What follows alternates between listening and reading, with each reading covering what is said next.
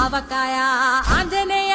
కథ మొదలెట్టినాడు చూడారయ్యా శక్తినంతా కూడగట్టి చెట్టు దులిపినాడు అంజయ్య ఎర్ర ఛాయ